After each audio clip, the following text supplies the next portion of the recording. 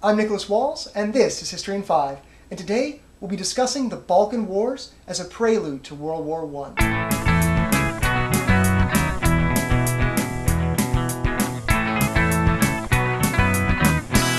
Now, some might be asking, what are the Balkans?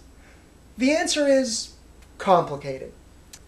The Balkans are an ill-defined slice of southeastern Europe, sometimes judged by physical borders, other times by cultural boundaries.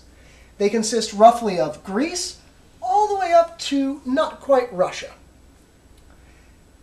They have been a land of many peoples and many conquerors, and up until the late 1800s, not independent. They were ruled by the Ottoman Empire, centered in Turkey.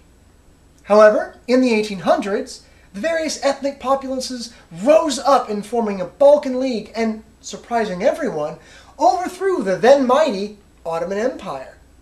They formed independent countries and promptly set about trying to kill one another. Now, the First Balkan War ended with the Treaty of London, which, as an indicator of how politics were done at the time, was instigated by the great powers, none of whom actually lived or fought in the Balkan Wars. So, since a good compromise leaves everyone unhappy, these secret agreements over territorial boundaries between the Balkan nations led to the Second Balkan War a year later. Bulgaria, deciding that it really wanted territory, decided to fight every single last one of its former allies. In case you didn't know, this is a terrific way to get your teeth kicked in an international conflict. Having no allies, and competing mainly for the contested Macedonian or Macedon territories in northern Greece, they managed to alienate not only their former allies, but also their northern neighbor Romania, which didn't have an interest in Macedon whatsoever. Furthermore, the Ottoman Empire decided to come back for a little bit of revenge. So we have Bulgaria hit on all sides of its borders. Not only did it not achieve its war aims, it was defeated and lost territory.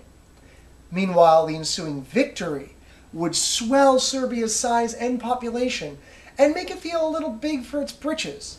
Serbia would then go on to agitate for pan-Slavic rule, no matter where those Slavs may or may not live.